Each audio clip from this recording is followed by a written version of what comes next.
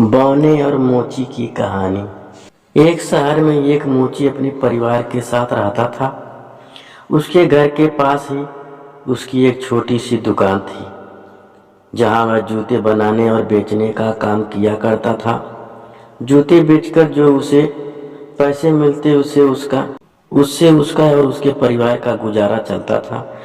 वह अपने काम में निपुण था और मेहनती था। इसके बावजूद भी एक समय ऐसा आया कि जब उसके बनाए जूते बिकने कम हो गए, जो बिकते हुए भी बहुत कम दाम पर बिकते थे। उचित दाम न मिलने के कारण उसका धंधा मंदा चलने लगा। उसकी दुकान पर आने वाले ग्राहक की संख्या कम हो गई। नतीजाजनक उसकी जमा पूंजी समाप्त होने लगी। स्थिति ये आ गई कि घर चलाने के लिए उसे पत्नी के गहने गिरवी रखने पड़े, घर का सामान बेचना पड़ा। वह बुरा दौर उसकी चिंता का कारण बन गया। वह हर समय चिंता में डूबा रहता। उसे चिंतित देख उसकी पत्नी हमेशा ढाढ़स बंधाती, देखिए ऊपर वाला सब देख रहा है, उस पर भरोसा रखिए, यकीन मानिए सब ठीक हो जाएगा। पत्नी की बात पर वह मुस्कुरा देता, लेकिन अंदर ही अंदर चिंता में डूबा रहता। उसकी दुकान में जूते बनाने का सामान भी खत्म हो चला था।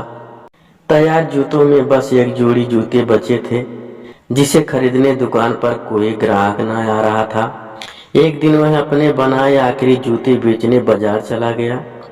जूते बिक गए। जो पैसे मिले उससे उसने घर की जरूरत का सामान खरीदा और घर वापस आने लगा।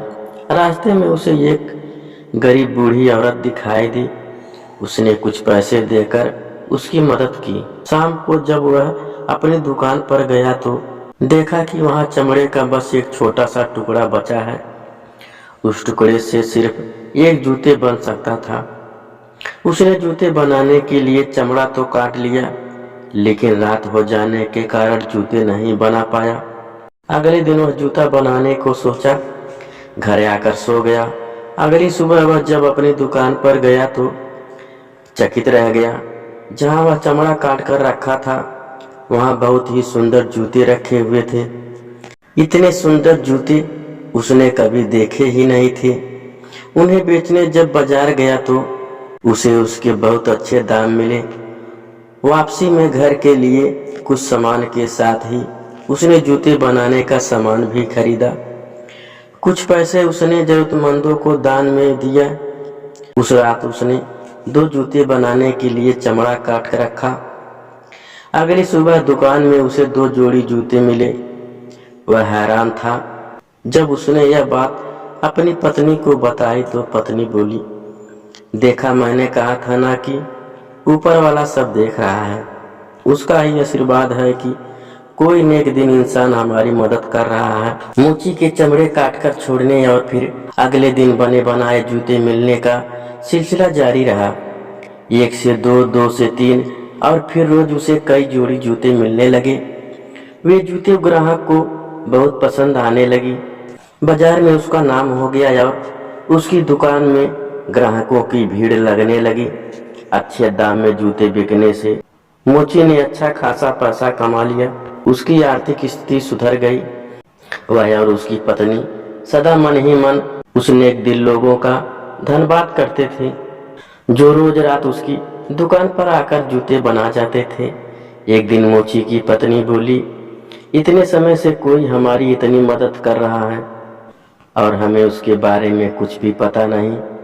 क्यों न आज रात जागकर हम दुकान की रखवाली करें और देखें कि कौन रोज हमारी मदद के लिए आता है। मोची को पत्नी की बात जच गई। उस रात दोनों सोए नहीं, बल्कि दुकान में जाकर छुप गए। कुछ घंटे इंतजार करने के बाद उन्होंने देखा कि खिड़की के रास्ते 3 बौने दुकान के भीतर आए और गीत गुनगुनाते हुए कटे हुए चमड़ों से जूते बनाने लगे। मोची और उसकी पत्नी उन्हें छुपकर देखते रहे। रात भर मेहनत कर जूते बनाने के बाद तीनों बौने खिड़की के रास्ते ही वापस चले गए। उसके जाने के बाद मोची और उसकी पत्नी आपस में बात करने लगे। मोची की पत्नी बोली, उन 3 बौने ने हमारी बहुत मदद की है, हमें उन्हें उपहार देकर अपनी कृतज्ञता व्यक्त करनी चाहिए। तुम ही बताओ हमें उन्हें उपहार में क्या देना चाहिए। मोची ने पूछा। तुमने ध्यान दिया उसके कपड़े और जूते पुराने हो चुके थे। मैं उनके लिए नए कपड़े सिल देती हूँ और तुम उसके लिए नए जूते बना देना। मोची मान गया। बाजार से सामान लाकर वे बौने के लिए कपड़े और जूते बनाने लगे। कुछ दिनों में कपड़े और जूते तैयार हो गए। कपड़े बहुत ही सुंदर बने थे और जूते शानदार थे। उस रात चमड़े के स्थान पर उन्होंने बौने के लिए तैयार किए कपड़े और जूते रख दिए। रात जब तीनों बौने दुकान के भीतर आए तो चमड़े के स्थान पर अपने नाप के कपड़े और जूते देखकर बड़े खुश हुए। कपड़े और जूते पहनकर वे नाचने गाने लगे। उन्हें नाचता गाता देख मोची और उसकी पत्नी बहुत खुश हुई। वे समझ गए कि बौने को उसका उपहार पसंद आ गया है। उस रात के बाद कुछ रोज तक मोची ने देखा कि उसके काटे हुए चमड़े दुकान में जस के तस पड़े हुए हैं। बौनों ने वहां आना बंद कर दिया था। मोची समझ गया कि बौने अब कभी नहीं आएंगे।